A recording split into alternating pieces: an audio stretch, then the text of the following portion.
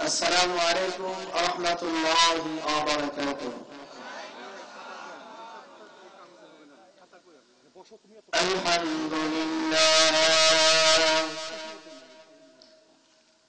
الحمد لله نحمده ونستعينه ونستغفره ونعوذ بالله ওই ফাঁকে দেয় ওইদিকে যান টাকা পয়সা নিয়ে ওইদিকে দেয় হিসাব করে ونعوذ بالله من شرور أنفسنا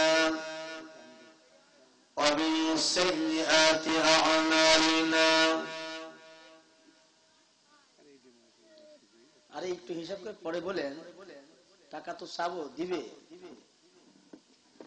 না মাদুর থেকে শুরু করে দেন আমরা ফিলিংস নষ্ট করে দিলে কি ফিলিংস সহজে ওঠে ونشهد أن لا إله إلا الله وحده لا شريك له ونشهد أن سيدنا وسندنا وحبيب وطبيبنا وحبيب وطبيبنا ومولانا محمدا عبده ورسوله الذي أرسله بالحق بشيرا ونذيرا وداعيا إلى الله بإذنه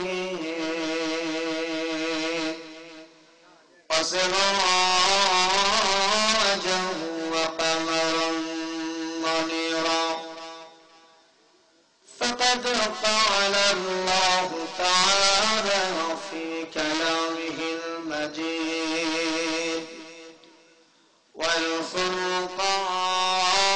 والفرقان الحميد جبان كل شكر محبب الشتم الشتم أعوذ بالله من الشيطان الرجيم আস্তে বলবেন না সবাই জোরে মহব্বতের সাথে আমার জোর أعوذ بالله من الشيطان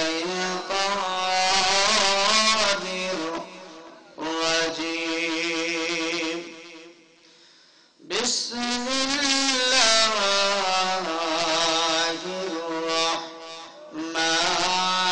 الرحمن الرحيم إن الله وملائكته يصلون على النبي يا أيها الذين آمنوا صلوا عليه وسلموا تسليما اللهم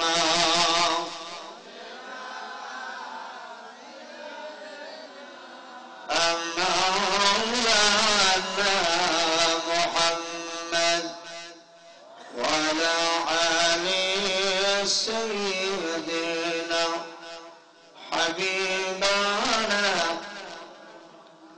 كنت شغل فرم اللهم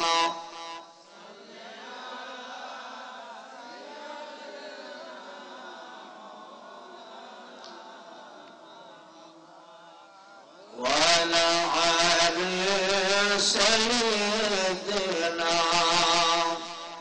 حبيبنا هجرت بدون الطريق فرشني তুমি আপন ঘরে দিনের আলো তুমি ছড়িয়ে দিতে চলে গেলেন মদিনায় মক্কা ছেড়ে হে রাসূল তোমাকে ভুলি আমি কেমন করে হে রাসূল তোমাকে ভুলি আমি কেমন করে আল্লাহুম্মা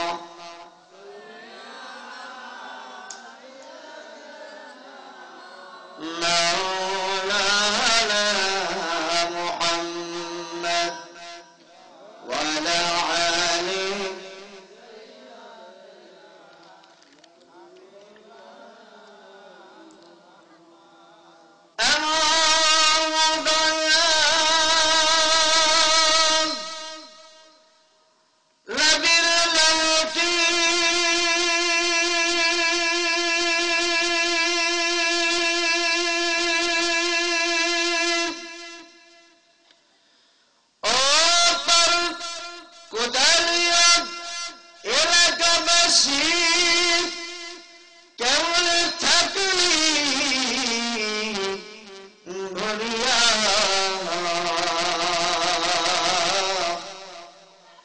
সবাই মিলে দরুদ পড়বাসী পড়ুন সবাই মিলে দরুদ পড়বাসী এই কোরআনের মাহফিলে বসিয়া আল্লাহুম্মা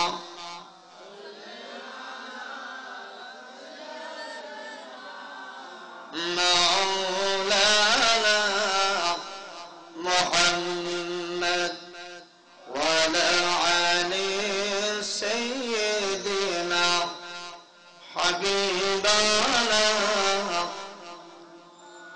ہے پریا ہے لتا ہے رسول فرشائی ہے پریا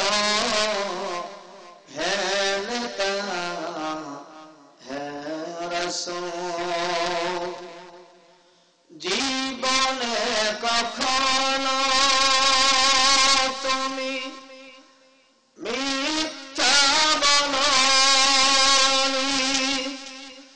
তাই তো তোমার পেতে কাঁদে ধরনি জীবনে কখনো তুমি মিথ্যা বলোনি তাই তো তোমার পেতে কাঁদে ধরনি তোমার মতো নেতা পেলে সুখে গোনা চামেল বকুল আল্লাহুম্মা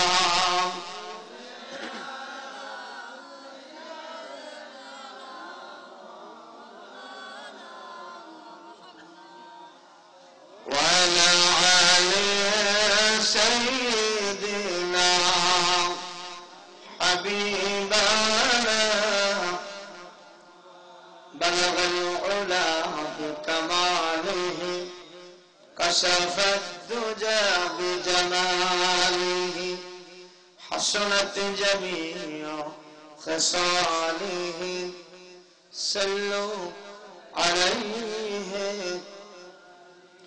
مشرق حب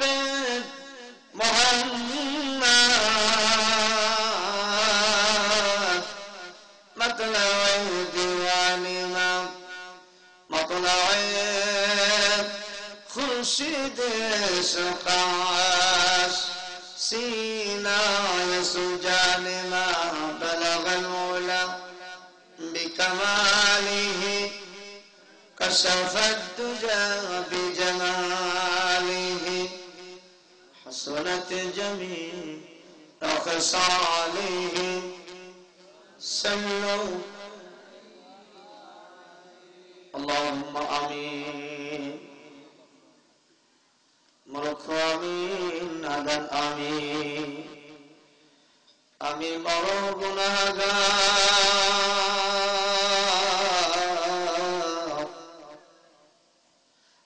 আমাদের গুনাহ মাফ করে দাও। তোমার নাম যে গফফার। রব্বুল আলামিন तमाम জিন্দেগীর গুনার উপরে লজ্জিত হয়ে রহমতের সময় জান্নাতের বাগানের মধ্যে বসে আসমানের নিচে জমিনের উপরে কোরআন হাদিসের মাহফিলের মধ্যে আয় আল্লাহ জোরে জোরে হাত আপনার দরবারে পেতে রহমতের প্রত্যাশা নিয়ে বুক ভরা বেদনা নিয়ে আপনার দরবারে হাত তুলেছিলে আল্লাহ। হাসরের ময়দানে জব্বার আর কাহার নাম রূপ নিয়ে যেদিন তুমি আপন হাতে বিচার শুরু করবে রে আল্লাহ, আপনার সামনে দাঁড়িয়ে সমস্ত থাকবে, সমস্ত নবীরা তাদের আপন আপন উম্মতকে ভুলিয়া যাবে। রব্বুল আলামিন জানি না আজকের মাহফিল কারনা জীবনের শেষ মাহফিল, আজকের মোনাজাত কারনা জীবনের শেষ মোনাজাত। আল্লাহ জানি না কার জন্য কাফনের কাপড় আর সুরমা দোকানে বিক্রি হওয়ার জন্য বসে আছে, এটাও জানি না বাজে বাগানে বাঁশ কাটার জন্য অপেক্ষা করতেছে। কত মানুষ ঘরে ঘুমায়, ঘর থেকে বেরোয় না, আবার ঘর থেকে বেরিয়ে যায়, ওই ঘরে আর ফিরে আসে না। আল্লাহ তাআলা মৃত্যু আসার আগে আগে আমাদের তামাম জিন্দেগীর গুনাহ খাতাগুলো মাফ করে দাও। মহাশয় আমার কিয়ামতের ময়দানে যদি পানি পানি করে চিৎকার মারবি, এক পেয়ালা পানি দিয়া যদি কেউ সাহায্য করবে না, মাথার উপরে 1 মাইল সোয়া মাইল উপর থেকে সূর্যের কিরণের 12টা মুখ দিয়ে তাপ দিতে থাকবে রে আল্লাহ। মনের মতো মাথার উপরে টাকবাক টাকবাক করে গুলে গুলে নাকাল চয় চয় পড়বে। শুধুমাত্র আমরা একখান দোয়ার বলবো লা ইয়াকুমা আলাইহিম ফিহা ইয়ামুত। বাঁচতে চাই না, আল্লাহ তুমি আমাদের মৃত্যু দিয়া দাও। আল্লাহ ডেকে বলবেন বান্দা বেঁচে থাকার জন্য কত কষ্ট করেছো, কত দৌড়াদৌড়ি করেছো, বাংলাদেশ থেকে তোমার অসুখ বিমার ভালো হয় নাই, ভারতে বোম্বাই দৌড়াইছো, এমনকি বাড়ি ভিটা বন্ধু রেখে বিক্রি করে আমেরিকা পর্যন্ত একটু বাঁচার জন্য দৌড়াইছো। আজকে কেন মৃত্যু চাও? আজকে মৃত্যু নাই, আবার বেঁচে থাকার কোনো উপায় নাই। রব্বুল আলামিন সেদিন আমাদের সকলকে ওই জান্নাতের সার্টিফিকেট দিয়া নবীর উম্মত বানাইয়া আমাদের সকলকে আল্লাহ তুমি জান্নাতের মেহমান বানায়া দিও। ইয়া রাকান্ত আগার করে ও বাদ জবা কো দো দিল পারসার করে রব্বানা তাকাব্বাল মিন্না ইন্নাকা আনতাস সামিউল আলিম ওয়া তুব আলাইনা إنك أنت التواب الرحيم سبحان ربك رب العزة عما يصفون وسلام على المرسلين والحمد لله رب العالمين اجعل آخر كلامنا عند الموت لا إله إلا الله محمد رسول الله কণ্ঠ ছেড়ে সকলে মহব্বতের সাথে জিকির করি মুহাম্মাদুর রাসূলুল্লাহ। প্রাণ খুলে দিল খুলে আওয়াজ করে মহব্বতের সাথে সকলেই নবীর শানে দরুদ পড়ি সাল্লাল্লাহু, আবার করছি সাল্লাল্লাহু, আবার করি সাল্লাল্লাহু আলাইহি ওয়াসাল্লাম। আমরা জান্নাতের বাগানে বসার জন্য আল্লাহ পাকের রহম করম দয়া করে মায়া করে যাচাই করে বাছাই করে নির্বাচিত করে হাজার হাজার লাখ লাখ মানুষের ভেতর থেকে বাছাই করে সমস্ত অশ্লীল ফাহিশা কাজ থেকে ফারেক করে, সাংসারিক ব্যতিব্যস্ততা থেকে হেফাজত করে রহমতি মহতি জালসার ভেতরে বসার সুযোগ করে দিয়েছেন। সে আল্লাহ তাআলার শুকর গুজার করার জন্য কণ্ঠ জবান ছেড়ে মহব্বতের সাথে সকলেই একসাথে পাঠ করি কালিমাতুশ শুকরিয়া। সবাই বলি আলহামদুলিল্লাহ। হলো না? আবার বলুন আলহামদুলিল্লাহ। রব্বানা লাকাল হামদ। একটু জোরে বলা যাবে না? রব্বানা লাকাল হামদ হামদান কাসীরান তাইয়িবান মুবারাকান ফীহি ইয়া রাব্বি লাকাল হামদু কামা ইয়ানবাগি লিজালালি ওয়াজহিকা ওয়া আযীমি সুলতানিক। আমরা প্রাণ ভরে বলেন, আরেকটু জোরে কর, আরে ভরে, আমরা প্রাণ ভরে বিশাল আকাশের মালিক, বিস্তীর্ণ এই জমিনের মালিক, সাগর নগর বলেন, সাগর নগর, পাহাড় পর্বত, কুল কায়নাতের মালিক, আমাদের রব, আমাদের সব মালিক মুনিবের দরবারে শুকর গুজার করছি। আবার বলি আলহামদুলিল্লাহ।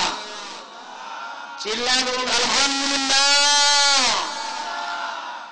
সহস্র করে দরুদ ও সালাম বিশ্ব মহান নেতা, বিশ্ব মহান মানব জাতির কল্যাণ, মুক্তির সনদ, মুক্তির দূত সাইয়্যিদুল মুরসালিন রাহমাতুল লিল আলামিন, গোটা বিশ্ববাসীর করুণার মধ্যবর্তী নবীর শানে অন্তর খুলে দিল থেকে আবার পড়ছি দরুদ ও সালাম।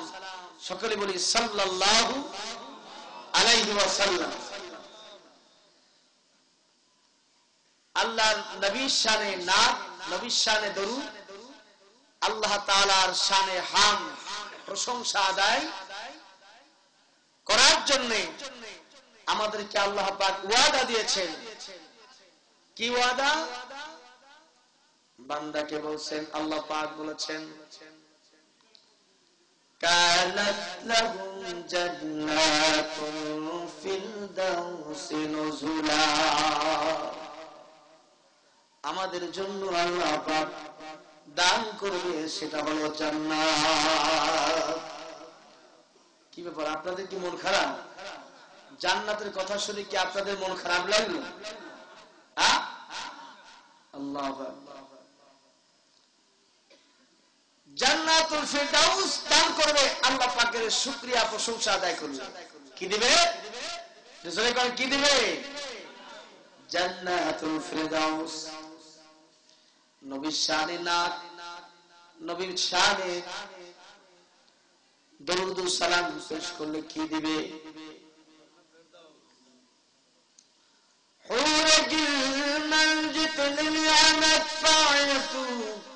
सबसे बेहतर नियामत दीदार तू। नबीर शाने मोहब्बत करले, नबीर शाने दरूद पढ़ले আল্লাহ পাক জান্নাত শুধু দিবে না, বন্ধু বন্ধুর মুখ দিয়া কানের সাথে লাগাইয়া কথা আস্তে আস্তে বলতে যতটুকু কাছাকাছি হয়, এর চাইতে কাছাকাছি হবে আমার মাওলা। আর একটু আস্তে বলে, আরো আস্তে। বাঙালি আবার কি আস্তে করলে কয় জোরে, আর জোরে করলে যত আস্তে কথা কই তত জোরে হয়, আর যদি জোরে কর তত আস্তে হয়। বাঙালি সব উল্টা। বাঙালি আসলে আমরা উল্টাই হয়ে গেছি, কথা বলেন ঠিক কিনা? উল্টা হয়ে গেছে। এখন দেওয়াল হয়েছে আপনজন মনের মতো, আর ভাসুরির নাম মুখে বলে না।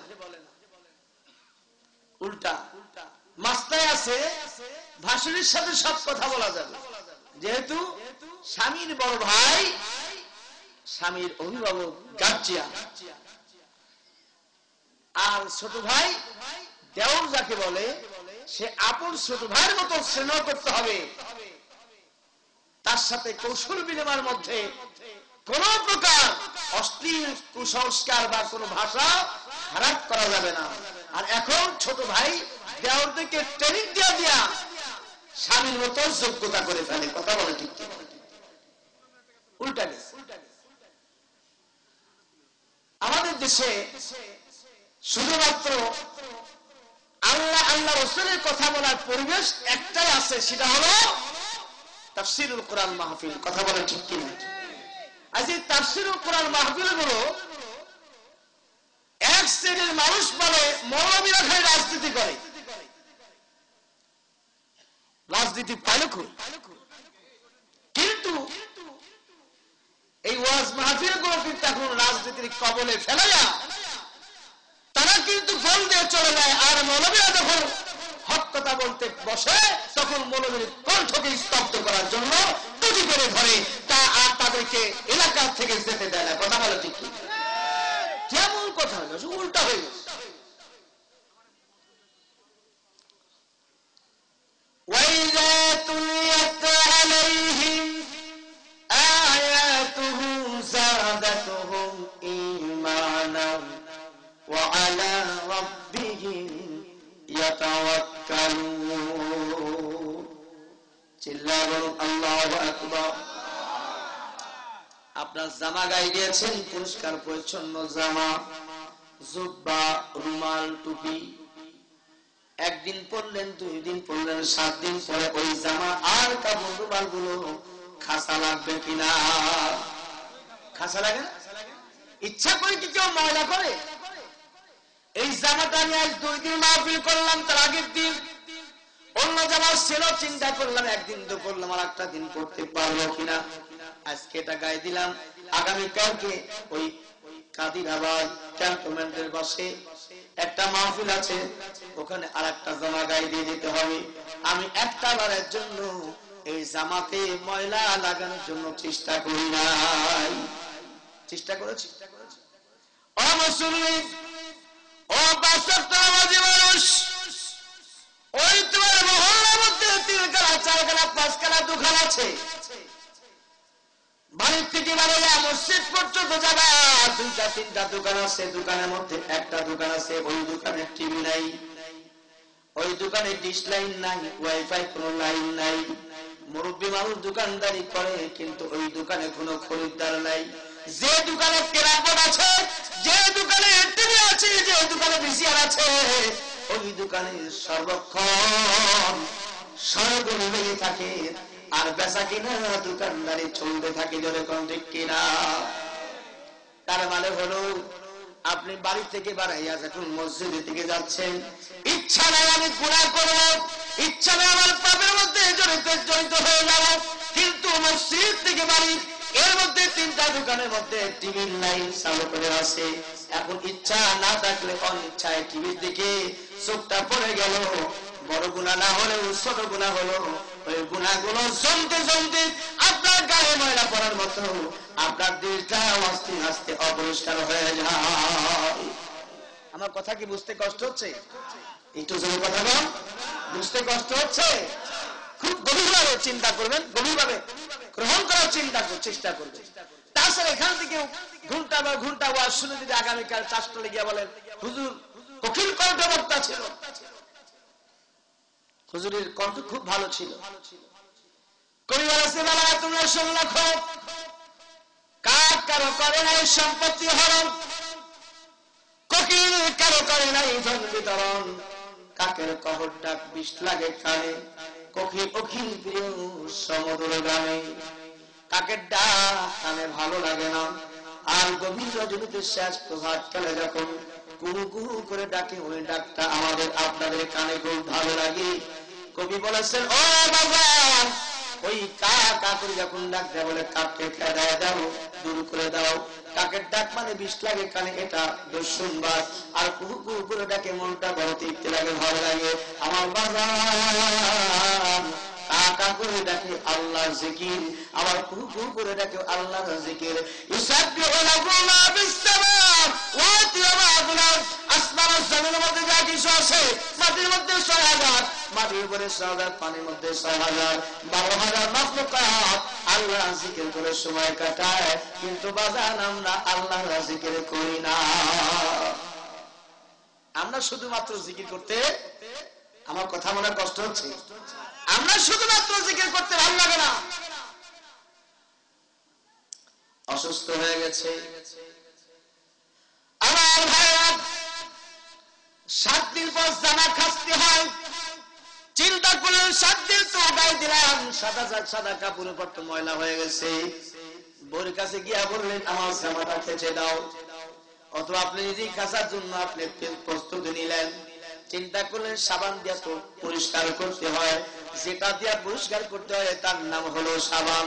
ওই সাবান দিয়া পরিষ্কার করার জন্য প্রস্তুতি গ্রহণ করলেন। চিন্তা করলেন সাবান দিয়া তো ডললেই পরিষ্কার হবে, কিন্তু জামাটা তো পানির মধ্যে দিলেন না, জামাটা তো পানিতে ভিজালেন না। শুকনা কাপড়ে বলে হাজার হাজার ডলন দিয়া যদি সাবান শেষ করে ফেলেন, বলুন তো দেখি ওই জামা কাপড়ের ময়লা যাবে নাকি? যাবে? ময়লা যাবে না, কারণ শুকনা কাপড় উপরে ময়লা পরিষ্কার করার জন্য সাবান ডলুন। সাবান শুকনা সাবান ডললে কাজ হবে না। আমার ভাইরা আমার, ওই মধ্যে যখন চিবায় ভিজায় দিবে, পানির মধ্যে ভিজানোর পর ময়লাটা যখন আস্তে আস্তে নরম হয়ে যাবে, কাপড়টা যখন নরম হয়ে যাবে, আর সাবান দিয়া যখন ডলন মারবে, ফেনা বাড়াবে, আসবে, কষবে, আস্তে আস্তে ময়লা যত থাকবে সব পরিষ্কার হইয়া পূর্বের মতো আবার থমথমে সাদা বাড়িয়ে পড়বে। কথা ধরে বলুন ঠিক কিনা?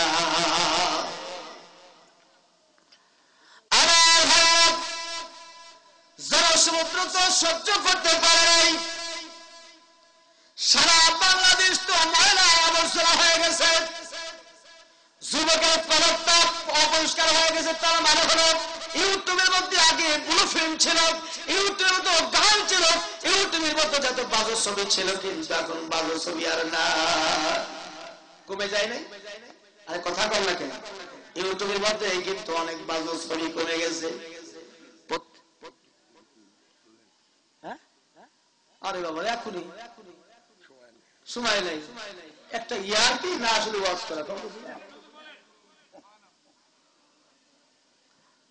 আগে আপনারা সব সময় টুমায় কাটাই মাটাই দিলেন, ভালো কথা। আর উঠি ফ্যান উঠি লাই সাথে একই গরু দিয়ে একই গাড়ি দিয়ে দুধ আবার তোমার 400 দিতে হবে। আচ্ছা দুধ তো তার তো দিতে হবে নাকি গো? একটু ভালো মন্দ খাইয়া মোটা তোটা হয়ে তারপরে একটু দুধ দিলে আপনার দুধ পাবেন। তারপরে যদি করেন যে একটু না হলো বল, শেষ পর্যন্ত বলবো। এখন সব কাছে হুজুর টাকা দেবো। আমি না আপনাদেরকে বললাম যে আমাদেরকে টাইমটা আসলে একটু আগের দিন দেওয়া লাগতো, না হুজুর 7:30 চলে রয়েছে। হ্যাঁ এ তো সামান্য আপনাদের, তাহলে না বললেন যে আপনি যেমন যেমন অসুবিধা নেই। আর 2-4টা কথাই না বললে বলে যদি টাকা চাই, তাহলে এটা একটা কেমন বেমানান হয় না ভাই? আর কথা কন, আপনার কি দৌড়ায় চলে যাবেন না থাকবেন? এটা জোরে থাকবেন তো, কিছু 2-4টা কথা শুনবেন তো। দেখেন আজকের এই মাটি দামি, আজকের মাটিতে যারা বসেন তারাও দামি।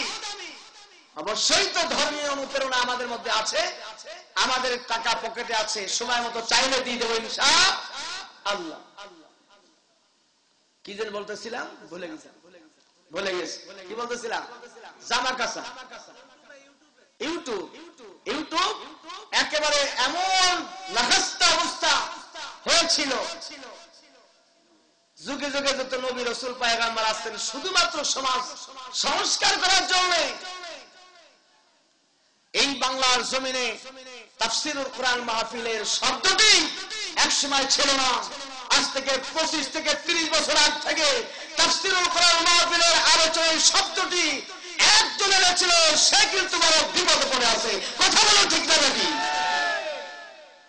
তারপর তারপরে সাদামাটা জীবন যাপন নিয়ে বিরাট একটা শিক্ষা অর্জন করে বাংলার মাটির কলিজার টুকরা প্রত্যেকটি মানুষ, প্রত্যেকটি যুবক তরুণের হৃদয় স্পন্দন বোঝানোর জন্য আসলেন একজন বিজ্ঞ বড় একজন আলেম।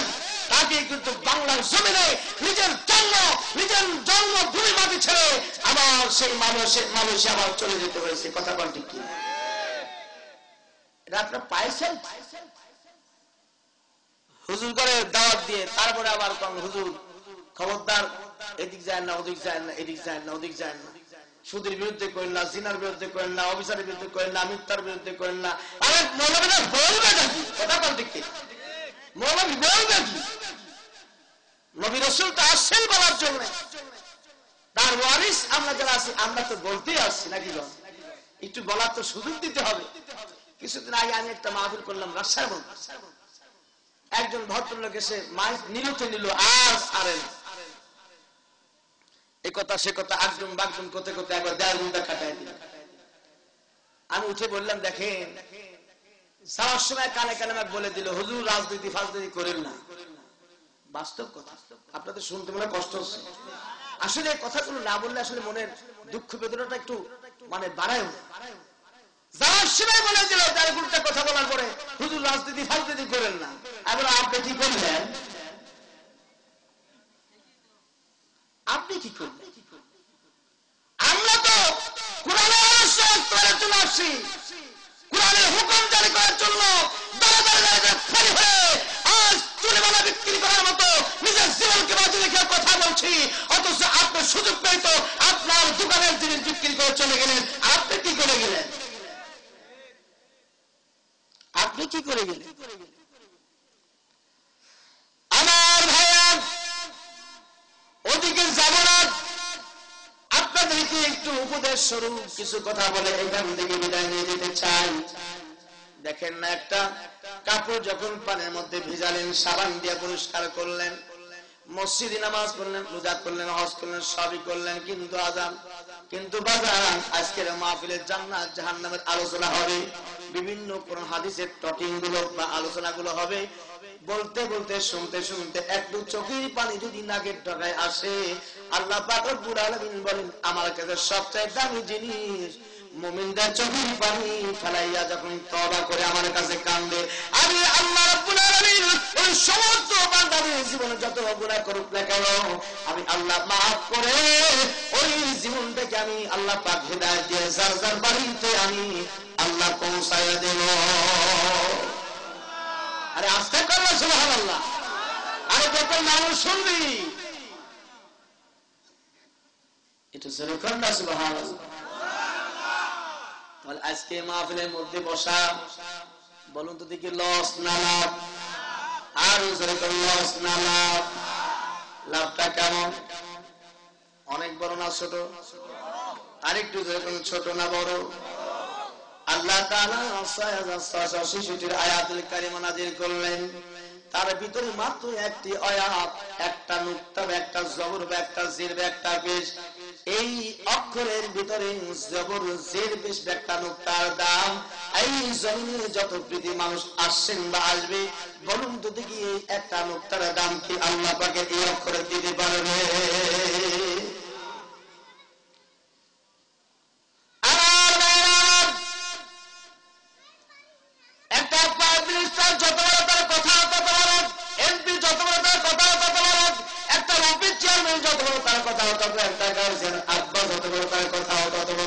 আল্লাহ যদি এত বড় হয়, আল্লাহর কথা তত বড়। আল্লাহ রাব্বুল আলামিনের পাকের কালামগুলো হলো রাজনীতি। চিৎকার করে বলুন সুবহানাল্লাহ। তাহলে আমরা কোরআনের কথা শুনতে এবং বলতে রাজি আছি তো? এটা জোরে কোন, শুনতে এবং বলতে রাজি আছি? একটু আওয়াজ করে আপনাদের সাথে কালেমার সাথে, আল্লাহর সাথে, রাসূলের তরিকার সাথে, সুন্নাতের সাথে মন জবান খুলে আওয়াজ করে একটু চিল্লাও তাকবীর দাও, নারে তাকবীর।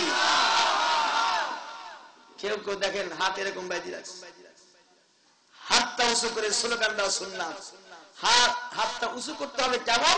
আবার দেখেন রাসূলের সুন্নাতে তরিকা, দুইটা আঙ্গুল ভাগ করে মাঝখানে আঙ্গুল দিয়ে উপরের দিকে আওয়াজ করে উপরের দিকে হাত উঁচু করতে হবে আর আওয়াজ কণ্ঠ দিয়ে দিতে হবে। এটা হলো সুন্নাত তরিকা। আমরা সকলে ইনশাআল্লাহ রেডি একটু আল্লাহ পাকের জন্য স্লোগান দেই, নারায়ে তাকবীর। দেখবেন গালের মধ্যে মশা না যায়, ঘম ঘম ভাঙতেছে নাকি? নারায়ে তাকবীর। আল কোরআনের আলো, আরো জোরে আল কোরআনের আলো, আল হাদিসের আলো। আল্লাহুম্মা সাল্লি আলা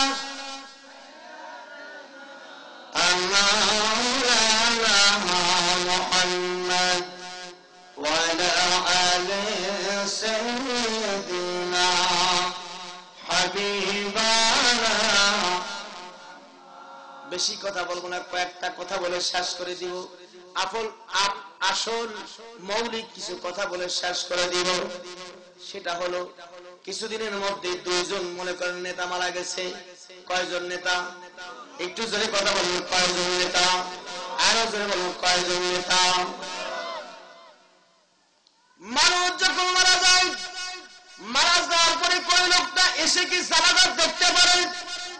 কথা বলে না, মারা যাওয়ার পরে জানাজা দেখতে পারে না।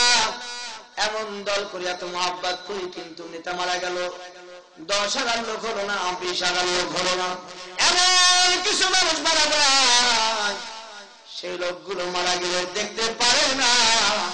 দেশ বিদেশ থেকে এসে তার জন্য রহমতের দোয়া করে।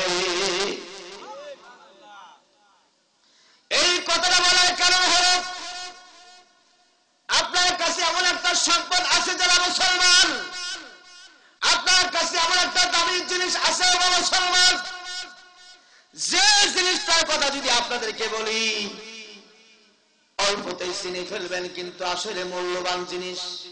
এক্সাম্পল দিয়ে বলি, আপনার কাছে একটা পাথর আছে, সেই পাথরটার দাম হলো এই বাংলাদেশ 10 বার কেনা যাবে।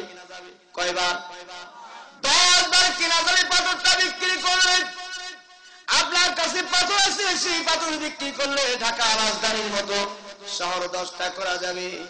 আপনার কাছে এই পাথরটা যদি থাকে, বলুন তো দেখি, এই পাথর আপনার কাছে থাকার কারণে আপনার এই জীবনটার নিরাপত্তা আপনার বউয়ের কাছে বা স্ত্রীর কাছেও থাকবে না।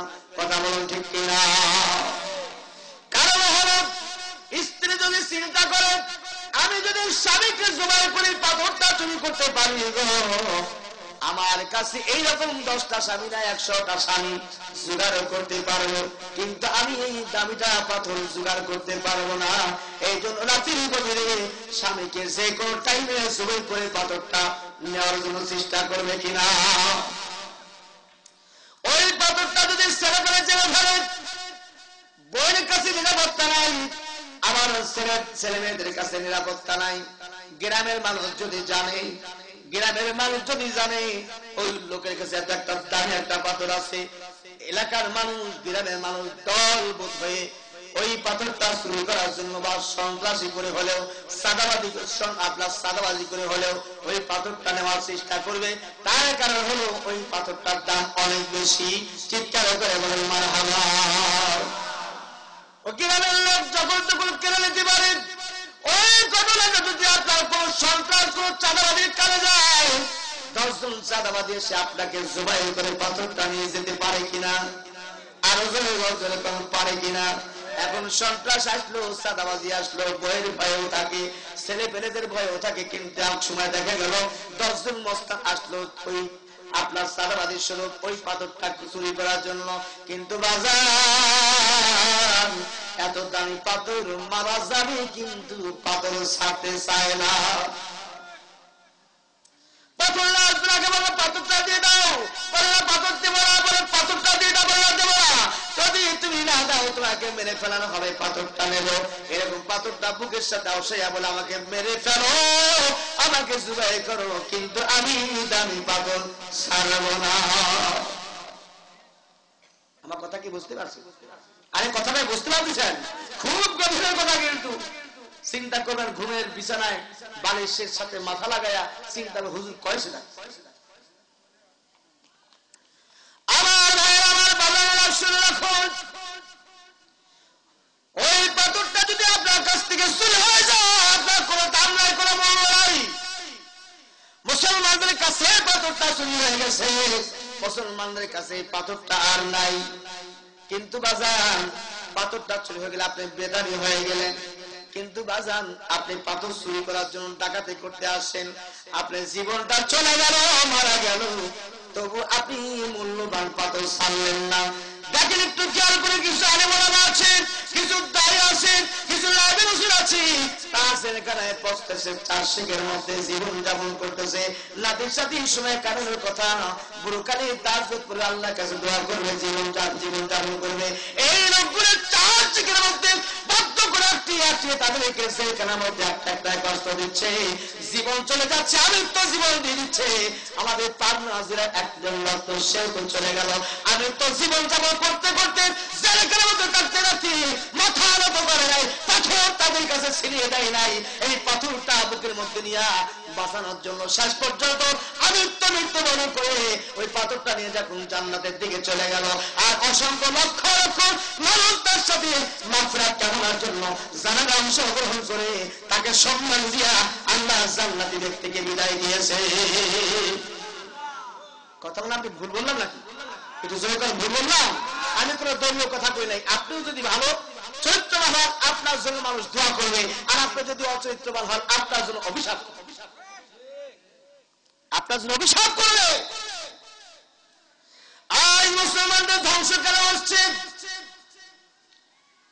এই কালিমার হক আদায় করে না, এই কালিমার উপরে তারা প্রশিক্ষণ গ্রহণ করে নাই, কালিমার উপরে তারা বিশ্বাস স্থাপন করে না।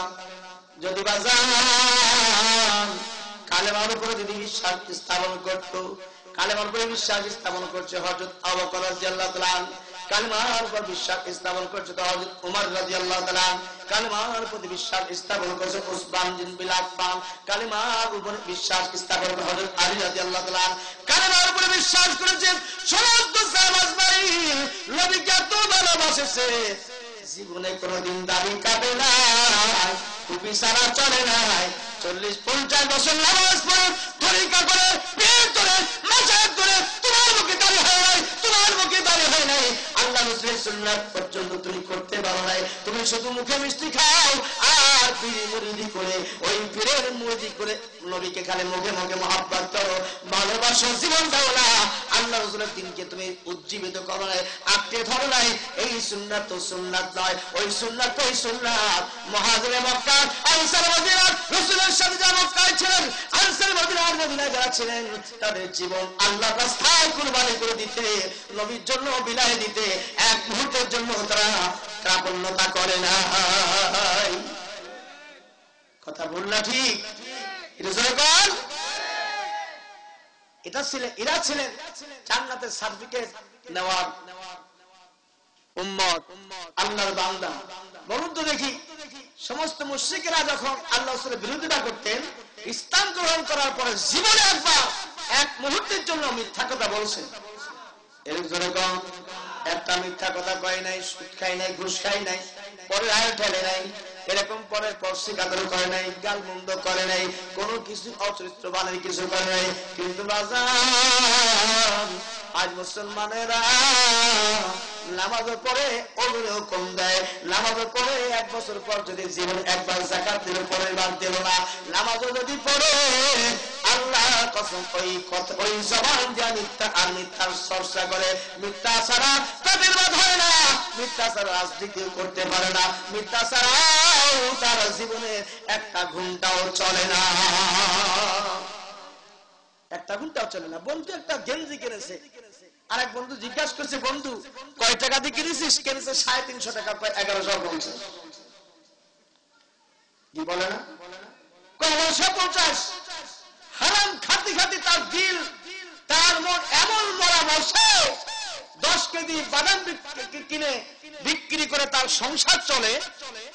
যেই কিনার আগে 200 গ্রাম 100 গ্রাম নেওয়ার আগে একটা দুইটা বাদাম গালের নিচে দিয়ে চাবল মারে কয় যে তোর দাবা তোর মানে বাদামটা ভালো না। এরকম আখলাক আমাদের মধ্যে আছে না নাই? আল্লাহ রাসূল বলেন সবচেয়ে বড় দুর্নীতি হলো আল্লাহর সাথে শিরিক করা, আল্লাহর সাথে যুদ্ধ করা, আল্লাহর দিনকে অস্বীকার করা। আর সবচেয়ে ছোট দুর্নীতি বাদাম কেনার আগে দুইটা গালের মধ্যে দিয়া চাবল মারা, চাউল কেনার সময় একটু গালের মধ্যে দিয়া চাবল মারা। এই সন্ত্রাসী আছে না নাই? এই চাঁদাবাজি আছে না নাই? এটা ছাড়তে হবে কিনা? ছাড়তে হবে না, ছেড়ে দিতে হবে। যেহেতু আমরা মুসলমান, যেহেতু আমরা মুসলমান, আল্লাহর বান্দা, আল্লাহর গোলাম। সুবহানাল্লাহ। আমার ভাইরা, আল্লাহ রাব্বুল আলামিন বলেন আমি আমার বান্দাকে তৈরি করলাম, সৃষ্টি করলাম, তারা আমার ইবাদত করবে, আমার আনুগত্য করবে, নামাজ পড়বে, রোজা করবে, হজ করবে, যাকাত দিবে। আল্লাহ তাআলা বলেন তিনটা জিনিস চাই। যেরকম কয়টা? আরেকটু যেরকম কয়টা? তিনটা জিনিস চাই। এক নাম্বার হলো জীবন। বন্ধু দিকে সবচাইতে বেশি মহব্বত করে নিজের জীবনটা। জীবনটা চাইতে তো মহব্বত কোনো কারো করে না।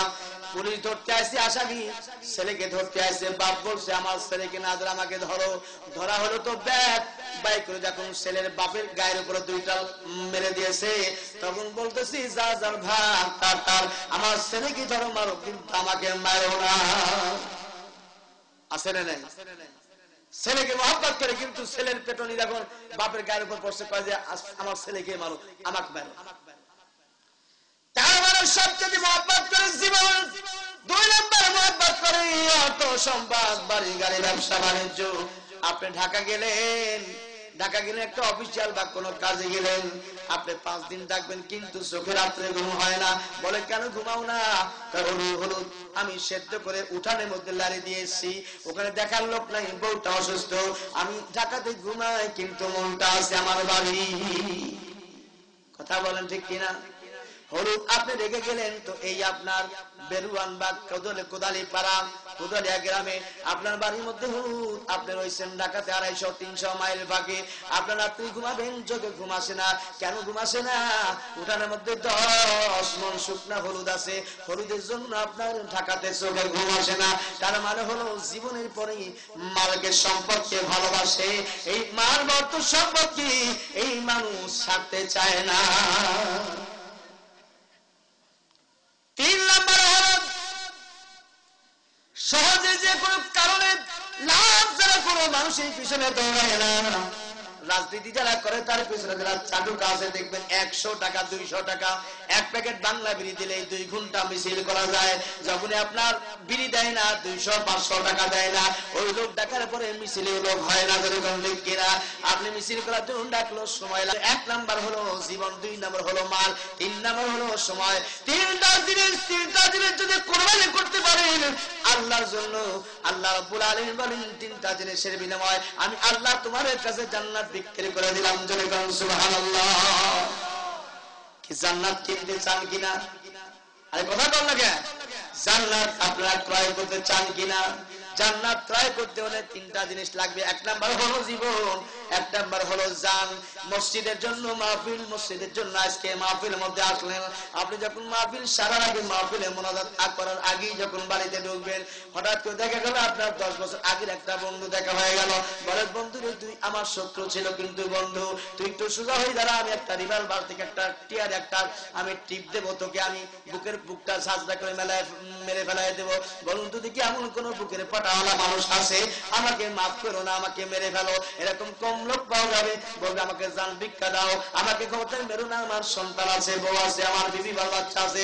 তার মানে জীবনটা ভিক্ষা চাইবি। এই জীবনের চাইতে মহব্বতের জিনিস এই পৃথিবীতে দ্বিতীয় আর কিছু নাই। এই জন্য কুরবানি করার জন্য এই ময়দানের মধ্যে আসলেন। এখানে কিন্তু 3টা জিনিসই নিয়ে আসছেন। আপনার পকেটে যদি টাকা না থাকলে কিন্তু চাবি আছে, চাবির মধ্যে আপনি যখন চাবিটা দিয়ে আপনি আলমারি খুলবেন, তার মধ্যে টাকা আছে। টাকা না থাকলে চেক আছে, অথবা না থাকলেও জমি জমাতে আপনার গম আছে, চাউল আছে, মাল সম্পদ আছে। আপনার জীবনটা আল্লাহর রাস্তায় কুরবানি করে দেওয়ার জন্য, আল্লাহ পাকের জন্য দেওয়ার জন্য প্রস্তুত থাকতে হবে। 2 নাম্বার মাল আছে তাকে সম্পদ থেকে আল্লাহর জন্য কুরবানি করতে হবে। 3 নাম্বার সময়টা যে কুরবানি করতে আসেন, এই 3টা জিনিস যদি আমরা এখানে কুরবানি করে যেতে পারি, আল্লাহ রাব্বুল আলামিন বলে আমি এই 3টা জিনিসের বিনিময়ে আমি আল্লাহ তোমার কাছে জান্নাত তোমার কাছে বিক্রি করে দিব। জান্নাত যদি কিনে নিতে পারি, বলুন তো দেখি ওই জান্নাতের মালিক আমরা হতে পারবো কিনা? জান্নাতের মালিক হতে পারবো না? রিজওয়ান পারবো না? জান্নাতের মালিক হতে পারবো। ভাইরা আমার বন্ধুগণ, কোরআনুল কারীমের 666 এক জায়গায় নামাজের বিনিময়ে জান্নাত দেওয়া হবে, রোজার বিনিময়ে জান্নাত দেওয়া হবে, যাকাতের বিনিময়ে জান্নাত দেওয়া হবে। এক জায়গায় কোনো প্রমাণ নাই, এক জায়গায় কোনো আল্লাহ বলে নাই। একটি জায়গায় একমাত্র এক জায়গায় বলেছেন আমি মুমিনের জান, মুমিনের মান, মুমিনের দিন, মুমিনের সময়, মুমিনের জান, মুমিনের মাল আর সময়ের বিনিময়ে আমি আল্লাহ পাক জান্নাত খরিদ করব, জান্নাত বিক্রি করে দিব। 3টা জিনিস ছাড়া আল্লাহ জান্নাত কেনা যাবে না। নামাজ পড়লে তো জান্নাত পাওয়া যেতেও পারে, নাও পারে। আল্লাহ রাসূলের হাদিসের মধ্যে আছে নামাজ কবুল হলে জান্নাত হবে, কিন্তু বাজার কোরআনের মধ্যে কোথাও নামাজের বিনিময়ে জান্নাত দেওয়া বলা নাই। জান্নাত যদি তুমি কিনতে পারো, কিনতে চাও, তাহলে তোমার জীবন আর তোমার মাল আর তোমার সম্পদ আর তোমার জীবনের সময়গুলো আল্লাহর জন্য যদি দিতে পারো, ونسكي ومحياي ومماتي لله رب العالمين।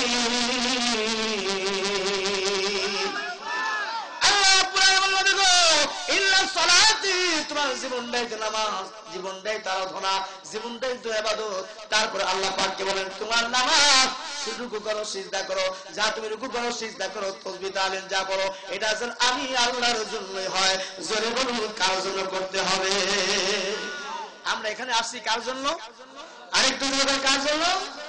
আমরা এখানে আসছি আল্লাহর জন্য। আল্লাহ ব্যতীত যদি অন্য কোনো কারোর জন্য যদি আমরা করে থাকি, ওটা কবুল হবে না।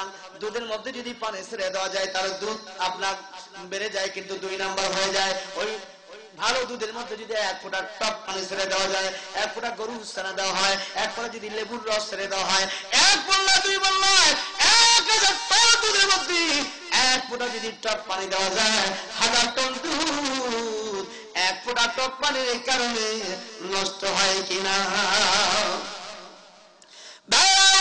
সারা জীবন সুবহানাল্লাহ করলেন, জিকির করলেন, নামাজ রোজা সবকিছু করলেন, একটা মেজের 12 একটা মেজের খাবারের মধ্যে একটা না 2টা না 40 থেকে 42টা বারুদ থাকে।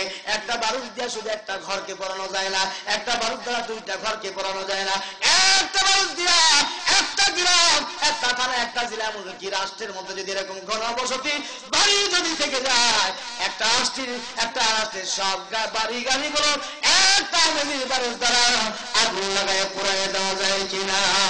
ও আল্লাহ বান্দা, জীবনে একটা গুনাহ করে যদি তুমি মারা যাও, তওবা না করে যদি মারা যাও, একটা গুনার কারণে জাহান্নামের আগুন আল্লাহ যদি আমাকে আপনাকে দিয়া পুড়ায়, ওই জাহান্নামের আগুন আমার মতো আপনার মতো আল্লাহর গুনাহগুলো সহ্য করতে পারবে না। জাহান্নামের আগুন সহ্য করতে পারবেন? এই জন্য কোন পারবেন? ও বন্ধু পারবেন না। জাহান্নামের আগুনের তাপ যে কত বেশি, আল্লাহ রাসূল বলেছে অনু পরিমাণ আগুন যদি দুনিয়ায় ফেলা দেওয়া হতো। অনু আবার কাকে বলে? গোসল করলেন, গামছাটা আপনি শক্ত করে পেঁচাইলেন, পেঁচানোর পর যখন ঝাঁকি মারলো বাতাসের সাথে, তখন ওই বাষ্প হয়ে কিছু পানির কোনাগুলো উড়ে যায়। চোখে পড়লেন এমন একটা জ্বালা আগুন যদি আল্লাহ দুনিয়ার মধ্যে ফেরায় দিতেন, আটলান্টিক মহাসাগর, প্রশান্ত মহাসাগর, কার্বন নদী নালা সমস্ত পানি পুড়ে সারকার হয়ে যেত। আর এরকম গোটা পৃথিবী পুড়ে সারকার হতো, পাহাড় পর্বত পুড়ে সারকার হয়ে যেত, গাছপালা হতো সব পুড়ে সারকার হয়ে যেত। এক অনুপের আগুনের কারণে পুড়ে সারকার হইয়া অনুপের আগুন আবার জাহান্নামে আবার ফেরত চলে যাবে। ওই জাহান্নামের আগুনের তাপ একটু মাত্র কমবে না। সেই জাহান্নামের আগুনের তাপ আছে না নাই? আছে না নাই? ওই জাহান্নামের আগুনের তেজ থেকে, জাহান্নামের আগুনের থেকে বাঁচার একটা উপায় আছে, মসজিদ মাদ্রাসায় দান করা, আল্লাহর জন্য জীবন দেওয়া, আল্লাহর জন্য চোখের পানি ফেলায়া কান্দা। আল্লাহ সুবহানাহু বলেন পৃথিবীর কোন আগুন জাহান্নামের আগুন কি নেভাতে পারবে না, পৃথিবীর কোন পানি নেভাতে পারবে না। জাহান্নামের তো তাপ পরিমাণ আগুন কি নেভানোর পৃথিবীর কোন জাগতিক ক্ষমতা নাই। একটা মাত্র মেডিসিন আছে, একটা মাত্র ওষুধ আছে, সেটা হলো জাহান্নামের ভয়ে। আল্লাহ প্রেমে, আল্লাহর ভালোবাসার জন্য চোখ থেকে পানি গড়াইয়া নাকের ডগায় যদি একটু আনতে পারো, এক পুরো চোখের পানি 7টা জাহান্নামের আগুন কিনে ভাইয়া আল্লাহ জান্নাত পর্যন্ত তোমাকে পৌঁছায় দিতে পারে। চিৎকার করে বলুন সুবহানাল্লাহ। তাহলে চোখের পানির দাম আছে না নাই? আছে না নাই? এই চোখের পানি ফেলায় আল্লাহকে খুশি করতে হবে ভাই। যেহেতু আমাদের এই মাহফিলের প্রধান অতিথি, প্রধান আলোচক আরো আছে, যদি কথা বলে আরাম পাচ্ছি না, যেহেতু পিছু টান রয়েছে, পিছু টান থাকার কারণে কথা বলে আরাম পাওয়া যাচ্ছে না। অনেক পানির মধ্যে যদি একটা পিপিলিকার একটা থলা বা একটা গুচ্ছ, অনেক পিপিলিকা যদি পড়ে যায়, ওই পিপিলিকা কোথায় গিয়ে উঠবে সাত পায়া পায় না। অল্প সময় বক্তাদেরকে বাহিনী করে দিলে ওই কথাগুলো কোনো শ্বাস করে বলা সম্ভব হয় না। যার কারণে মুক্তাসার যে কথা বলেছি, আল্লাহ তাআলা আমাকে আপনাকে যারা আমল তৌফিক দান করেন। তারপরে আজকে আমাদের যে উদ্দেশ্যে মাহফিল, এই মসজিদে অনেক টাকা, অনেক সিমেন্ট, অনেক ইট, অনেক বালি, সুরকি, অনেক কিছু অনুদান লাগবে, যেটার কারণে আপনাদেরকে সবিনয় ভাবে এলাকাব্যাপী প্রসার করে আপনাদেরকে আহ্বান করা হয়েছে। এই মসজিদের জন্য অনুদান আপনারা যদি না দেন, তাহলে ঈশ্বরদীর লোক, চাটমোহর লোক, আটঘরিয়ার লোক, পাবনা সদরের লোক এসে কিন্তু আপনাদেরকে দান করে যাবে না। কিছু মানুষ দাতা হিসাবে দিতে পারে, কিন্তু সবাই দিবে না। আপনাদের মহল্লার মসজিদে উন্নতি কল্পে টাকা পয়সা যাই কিছু দেন, আপনাদেরই দিতে হবে। ঠিক কিনা? কাদের দিতে হবে? আপনাদেরই দিতে হবে। এই জন্য আল্লাহ রাসূল সাল্লাল্লাহু আলাইহি ওয়াসাল্লামের একজন সাহাবী অল্প 2 মিনিট কথা বলে আপনাদের কাছে আমি সবিনয় হাতটা বাড়াই দেব। সবিনয় শুনে হযরত বিলাল বাপ ছিলেন গোলাম, আল্লাহর নবীর সাহাবী হযরত বিলালও ছিলেন গোলাম। গোলাম বোঝেন তো? গোলাম বোঝেন না? আমাদের দেশে বছর বান্দা চাকর যাকে বলা হয়, এই চাকর হাইলি বা এরকম বছর বান্দা একটা রাষ্ট্রবাহী থাকে গোলাম। এই গোলাম হিসেবে তার জীবন যাপন করেছে। আল্লাহর নবী কোথায়? আশরাফুল মাখলুকাতের শ্রেষ্ঠ নেতা, শ্রেষ্ঠ নবী মুহাম্মদ রাসূলুল্লাহ, তিনি হলো শ্রেষ্ঠ ইমাম, আর শ্রেষ্ঠ মুয়াজ্জিন হলো হযরত বিলাল রাদিয়াল্লাহু তাআলা। চিৎকার করে বলুন মারহাবা। সেই বিলাল রাদিয়াল্লাহু তাআলা আল্লাহর নবীর কাছে আসছেন সাক্ষাৎ করার জন্য। কি করার জন্য? সবসময় তো দেখা হয়, তারপরে আল্লাহর নবীর দিদার পাওয়ার জন্য ছটফট করতেন। হঠাৎ করে বিলাল রাদিয়াল্লাহু তাআলা এসে বললেন, ইয়া রাসূলুল্লাহ, আসসালামু আলাইকুম ইয়া রাসূলুল্লাহ, সালাম দিচ্ছে। আল্লাহ নবী বলছে, বিলাল, অসময় তুমি আসতে দেখা করতে, কারণ কি? বলে, হুজুর আমার মনের মধ্যে ভালো লাগছে না, আপনাকে দেখার জন্য ঠোঁট পাগল, মনটা পাগল করা হয়ে গেছে, ছটফট করতেছে। এই কথা বলতে বলতে হযরত বিলাল রাদিয়াল্লাহু তাআলা কোমরের মধ্যে হাত ঢুকাই দিয়েছে। ওখানে হাত ঢুকায় দিয়ে কিছু পয়সা বাইর করলো। পয়সা 60 রিয়াল বা 70 রিয়াল। কয়টা? 60 রিয়াল বা 70 রিয়াল। 60 দিরহাম বা 70 দিরহাম বার করে যখন দিয়েছেন, আল্লাহর নবী এখন দেখে বিলালের পেটটা শুকনা, পিঠটা পিঠের সাথে লাগানো। বলছে, বিলাল, তোমার কাছে 60-70 দিরহাম আছে, এক দিরহাম হলে তো পেট পূর্ণ করে খেতে পারো, কিন্তু বিলাল তোমার পেটটা পড়ে আছে কেন? তুমি খাও নাই। বলে, হুজুর, আমি কি আপনাকে দেওয়া, আমি আপনাকে এই দান করার জন্য আমি এটা রেখে দিয়েছি। আমি না খেয়ে থাকবো, কিন্তু আমি আপনাকে দান করার জন্য রেখে দিয়েছি। আল্লাহ রাসূল বলেন, এ বিলাল, দেখো এই আমলটা যদি আমার উম্মতের মধ্যে থাকে, কিয়ামত পর্যন্ত ইসলাম বিদায় নেবে না। আর এই আমলটা যদি থাকে, আল্লাহ পাক বরকত নাযিল করবেন। আর আমি নবী আপনি তোমার কাছে ওয়াদা দিলাম, এই আমলটা যদি আমার উম্মতেরা করে, আমি রাসূল নিজ হাতে হাত ধরে ওই বান্দা, ওই আল্লাহর গোলামকে, আমার উম্মতকে জান্নাতুল ফিরদাউসের মধ্যে আমি প্রবেশ করায় দিব। চিৎকার করে বলুন না মারহাবা। হযরত বিলালের আমল আপনারা করতে রাজি আছেন? এটা যদি করতে রাজি আছেন, যদি করতে রাজি থাকেন, তাহলে আপনাদের পকেটে, আপনাদের সাইটে, আপনাদের কাছে যে টাকা পয়সা, যে অনুদানের